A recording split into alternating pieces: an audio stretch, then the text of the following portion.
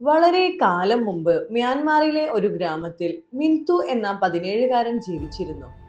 അവന്റെ ചിന്തകളിൽ നിറയെ സ്വപ്നങ്ങൾ ഉണ്ടായിരുന്നു. എന്നാൽ അവന്റെ ജീവിത സാഹചര്യവും തീർത്തും പരിതാപകരമായിരുന്നു.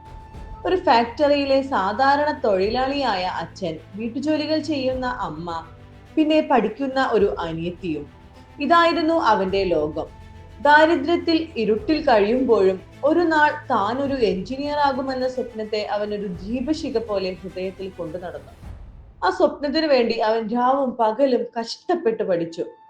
എന്നാൽ വിധി അവനു വേണ്ടി കാത്തുവെച്ചത് മറ്റൊന്നായിരുന്നു. ഒരു ദിവസം ഫാക്ടറിയിൽ ഉണ്ടായ ഒരു അപകടത്തിൽ അച്ഛന് ജീവൻ നഷ്ടപ്പെട്ടു. ആ കുടുംബത്തിന്റെ ലോകം ഒരു നിമിഷം കൊണ്ട് തകർന്നു പോയി. വരുമാനത്തിന്റെ ഒരേ ഒരു വഴി അടഞ്ഞപ്പോൾ അതുവരെ പുറം ലോകം കണ്ടിട്ടില്ലാത്ത അമ്മ വീട്ടിലിരുന്ന് തുണികൾ തുന്നി തുടങ്ങി. എന്നാൽ അതിൽ നിന്നുള്ള തുച്ഛമായ വരുമാനം ആ കുടുംബത്തിന്റെ വിശപ്പടക്കാൻ മതിയാകുമായിരുന്നില്ല. ഈ അവസ്ഥ കണ്ട മിന്തു തന്റെ സ്വപ്നങ്ങളെ തൽക്കാലം മാറ്റിവെച്ച് ഉത്തരവാദിത്തങ്ങൾ ഏറ്റെടുത്തു. അതിരാവിലെ പത്രവിതരണം, സ്കൂൾ വിട്ടുവന്നാൽ അടുത്തുള്ള വീടുകളിലേക്ക് പച്ചക്കറികളും പലചരക്ക് സാധനങ്ങളും എത്തിക്കുന്ന ജോലി, എല്ലാവരും ഉറങ്ങുമ്പോൾ മണ്ണെണ്ണ വിളക്കിന്റെ മങ്ങിയ വെളിച്ചത്തിലിരുന്ന് അവൻ പഠിച്ചു. പഠനവും ജോലിയും ഒരുമിച്ച് കൊണ്ടുപോകുന്നത് അവനെ തളർത്തി. നിരന്തരമായ സമ്മർദ്ദം അവന്റെ ഊർജവും പ്രതീക്ഷകളും കാർന്നു തിന്നാൻ തുടങ്ങി. എല്ലാം ഉപേക്ഷിച്ചാലോ എന്ന് പല തവണ അവൻ ചിന്തിച്ചു. രാത്രിയുടെ നിശബ്ദതയിൽ അവന്റെ കണ്ണുനീർ തലയിണയെ നനച്ചു. പഠിപ്പ് നിർത്തി മുഴുവൻ സമയവും ജോലിക്ക് പോയാൽ കുറച്ചുകൂടി പണം കിട്ടുമായിരിക്കും, അവൻ വേദനയോടെ ഓർത്തു. അങ്ങനെ ഒരു ദിവസം മനസ്സ് പൂർണ്ണമായും തകർന്ന അവസ്ഥയിൽ മിന്തു എല്ലാം ഉപേക്ഷിച്ച് ഗ്രാമത്തോട് ചേർന്നുള്ള പച്ചപ്പ് നിറഞ്ഞ കാട്ടിലേക്ക് നടന്നു. ആരും കാണാതെ, ആരും കേൾക്കാതെ ഒന്ന് തനിച്ചിരിക്കാൻ അവൻ ആഗ്രഹിച്ചു. ശാന്തമായി ഒഴുകുന്ന ഒരു പുഴയുടെ അരികിലിരുന്ന് വെള്ളത്തിലേക്ക് നോക്കി അവൻ ചിന്തയിലാണ്ടു. ദൈവമേ, എന്തുകൊണ്ടാണ് ജീവിതം ഇത്ര ക്രൂരമാകുന്നത്? ഞാൻ ഇത്രയധികം കഠിനാധ്വാനം ചെയ്തിട്ടും എന്തുകൊണ്ടാണ് എനിക്കിങ്ങനെ വേദനിക്കുന്നത്? അവന്റെ ഹൃദയം ചോദ്യങ്ങൾ കൊണ്ട് നിറഞ്ഞു. പെട്ടെന്ന് അടുത്തുള്ള ഒരു ക്ഷേത്രത്തിൽ നിന്ന് ഒരു മണിനാദം അവൻ കേട്ടു. അതൊരു പഴയതും എന്നാൽ ഗാംഭീര്യം നിറഞ്ഞതുമായ ഒരു ബുദ്ധക്ഷേത്രമായിരുന്നു. അതിനുള്ളിൽ ഒരു സന്യാസി കണ്ണുകളടച്ച് ശാന്തനായി ധ്യാനിക്കുന്നുണ്ടായിരുന്നു. മിന്തു അദ്ദേഹത്തിന്റെ അരികിൽ പോയിരുന്നു. കുറച്ചു കഴിഞ്ഞപ്പോൾ സന്യാസി കണ്ണു തുറന്ന് അവനെ നോക്കി സൗമ്യമായി പുഞ്ചിരിച്ചു. മിന്തു സങ്കടം നിറഞ്ഞ മുഖം കണ്ട് അദ്ദേഹം മൃദുവായി ചോദിച്ചു, കുഞ്ഞേ, എന്തുകൊണ്ടാണ് നീ ഇത്രയധികം ദുഃഖിതനായിരിക്കുന്നത്? ആ സാന്നിധ്യത്തിൽ ആശ്വാസം കണ്ടെത്തിയ മിന്തു തന്റെ എല്ലാ സങ്കടങ്ങളും അദ്ദേഹത്തോട് പങ്കുവച്ചു.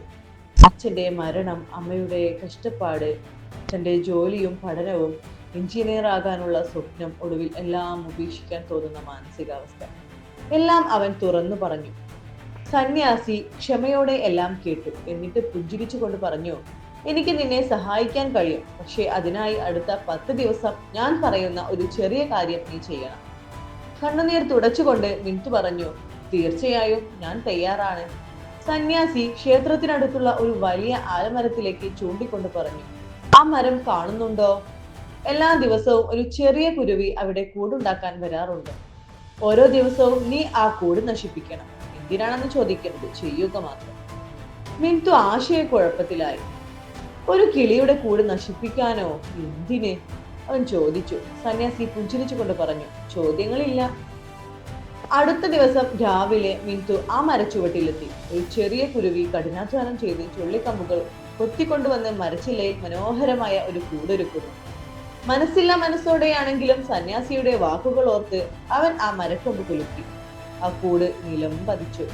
ഞാൻ എന്താണ് ഈ ചെയ്തത്? അവൻ വല്ലാത്ത കുറ്റബോധം തോന്നി.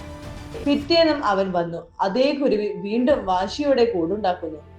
മിന്തു വീണ്ടും അത് നശിപ്പിച്ചു. ഓരോ ദിവസവും ആ കൂട് തകർക്കുമ്പോൾ അവന്റെ ഹൃദയം വേദനിച്ചു. ഞാൻ എന്തിനാണ് ഈ പാവം പക്ഷിയെ ഇങ്ങനെ ദ്രോഹിക്കുന്നത്? അവൻ സ്വയം ചോദിച്ചു. പക്ഷേ സന്യാസിക്ക് കൊടുത്ത വാക്ക് അവൻ പാലിച്ചു. 10ാം ദിവസം മിന്തു ആ മരച്ചുവട്ടിൽ നിന്നു. അന്നും ആ കുരുവി പുതിയൊരു കൂടുണ്ടാക്കുകയായിരുന്നു. അത് നശിപ്പിക്കാനായി കൈ ഉയർത്തിയെങ്കിലും അവൻ അതിന് കഴിഞ്ഞില്ല. അവൻ സന്യാസിയുടെ അടുത്തേക്ക് ഓടിച്ചെന്ന് പറഞ്ഞു, ഗുരു, എനിക്കിത് മനസ്സിലാകുന്നില്ല. എല്ലാ ദിവസവും ഞാൻ ആ കൂട് തകർക്കുന്നു.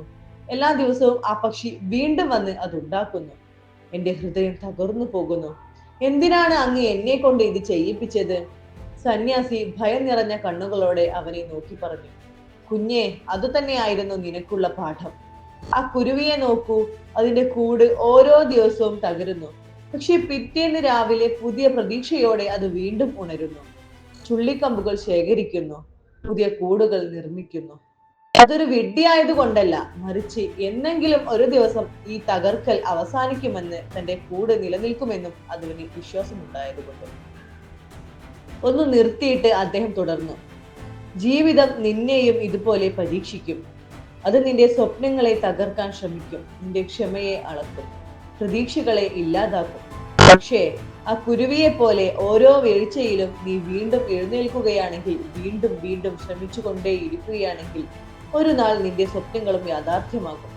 ഒന്നുകൂടി ഓർക്കുക, സന്യാസി കൂട്ടിച്ചേർത്തു. ഈ കഷ്ടപ്പാടുകൾ തുടരുകയില്ല, ജീവിതം മുന്നോട്ട് പോയിക്കൊണ്ടേയിരിക്കും. ഇന്ന് നീ തളരാതെ മുന്നോട്ട് നടന്നാൽ നാളെ ഇതേ ജീവിതം നിന്നെ നല്ല നാളുകളിലേക്ക് നയിക്കും. അതിനാൽ രണ്ട് കാര്യങ്ങൾ മനസ്സിൽ വെക്കുക. ഒന്ന്, സ്ഥിരോത്സാഹം തോൽവിയെ പരാജയപ്പെടുത്തും. രണ്ട്, മോശം കാലം ഒരിക്കലും എന്നേക്കും നിലനിൽക്കില്ല. ആ വാക്കുകൾ മിന്തുവിന്റെ ഉള്ളിൽ ഒരു പുതിയ വെളിച്ചം നിറച്ചു. അന്നു മുതൽ അവൻ പ്രതീക്ഷയോട് മുന്നോട്ടു പോയി. പുതിയ പ്രതീക്ഷയോടെ അവൻ കഠിനാധ്വാനം തുടർന്നു. വർഷങ്ങൾ കടന്നുപോയി. ക്ഷമയും സ്ഥിരോത്സാഹവും കൊണ്ട് അവൻ ഒടുവിൽ ഒരു എഞ്ചിനീയർ എന്ന തന്റെ സ്വപ്നം നേടിയെടുത്തു.